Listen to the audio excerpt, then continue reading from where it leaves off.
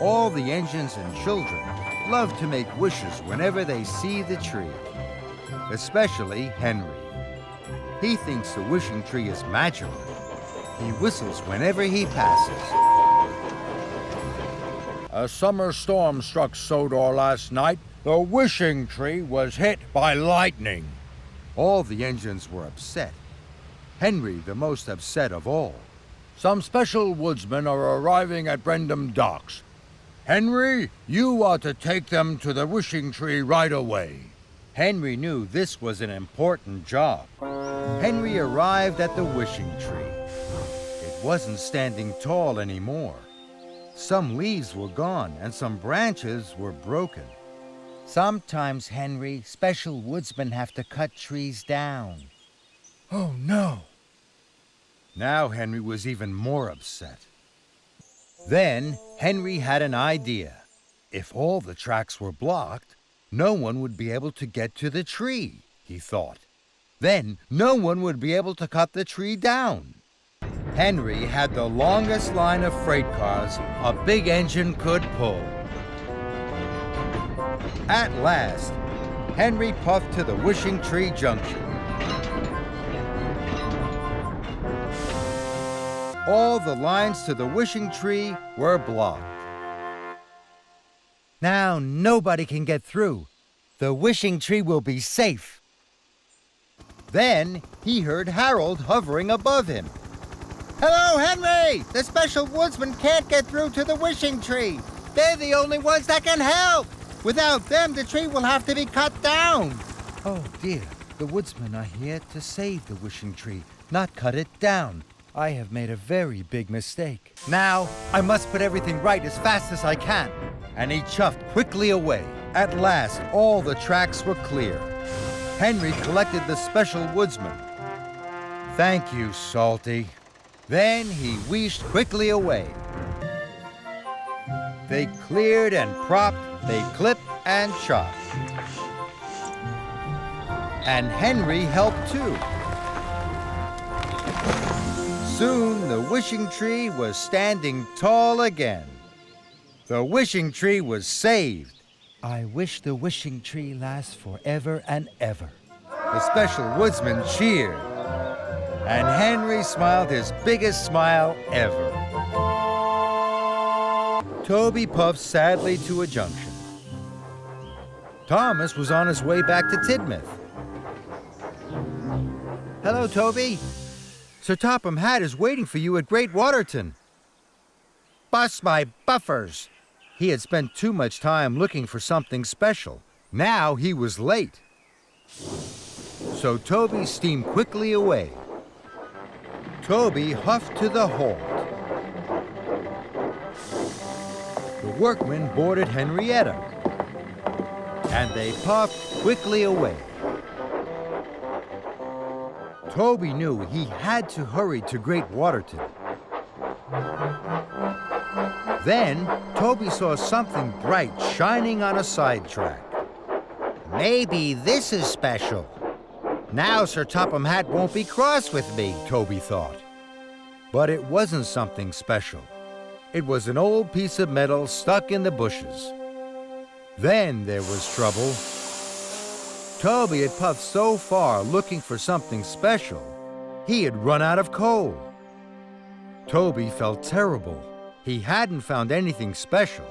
He hadn't delivered the workmen, and he hadn't been a really useful steam tram.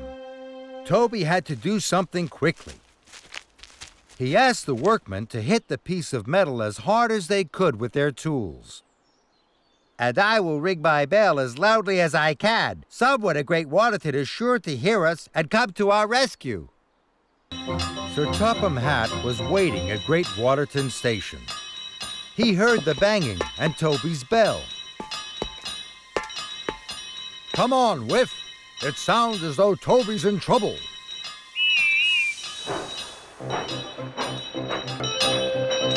Sir Topham Hatt arrived on Whiff. Toby, what are you doing here? Toby felt very silly. I'm sorry, sir. I ran out of coal because I wanted to find something special. I thought then you would think I'm as special as the other engines. But Toby, you are special. But only when I'm really useful. I know that now. You'll always be special. You're the oldest steam tram on Sodor. Toby felt very happy. Now, let's fetch Rocky and get that old metal to the smelters. Rocky quickly lifted the metal out of the bushes. Toby gasped, and so did Sir Topham Hatt. On the other side of the metal was a picture of a steam tram. It looked just like Toby. Toby, you have found the sign for the old Great Waterton tram shed. Toby's pistons popped with pride. Now that's special. And Toby couldn't have felt happier to be a steam tram. I found the man in the hills. The man stepped down. I'm not the man in the hills. I'm the miller. Thomas could see the miller was no longer white. All the flour had blown off him. Thomas was upset. The miller was worried. I still have to make the birthday cake for the party. And I have to make the ice cream. The little engines were cross. You said you'd bring the best present of all. Now Mr. Percival doesn't have any presents, and we're all late. Thomas felt terrible. I wanted to find the most special present all on my own. But all I've done is spoil the party for everyone, especially for Mr. Percival. The dairyman and the miller boarded Thomas, and Thomas raced quickly away.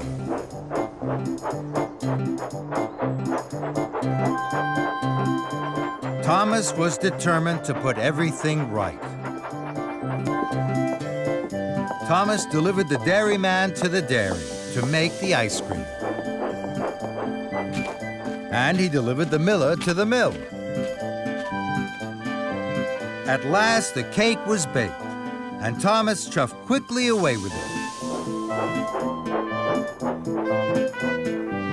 Thomas met Freddie at a junction. Freddie was on his way to the party. I have to get the birthday cake to the party as quickly as I can. Please, help me find the shortcut. Freddie was happy to help. Come on now, follow me. And together they puffed quickly away. Thomas and Freddie stopped at the Green Hills Junction. Suddenly, Thomas gasped. Bust my boiler! Look! There, all in white, was a man. He was carved into the hillside. He shone in the moonlight. It's the man in the hills! Thomas, you found him! Suddenly, Thomas had an idea. Freddie, please bring Mr. Percival here with all the engines. And Freddie raced away.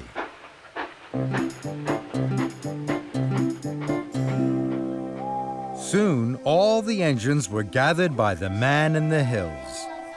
The engines gasped, and everyone was delighted. There, far away and high up in the high hills, Sir Handel was ready to tell his story. And Mr. Percival had the best birthday present ever from all of the engines.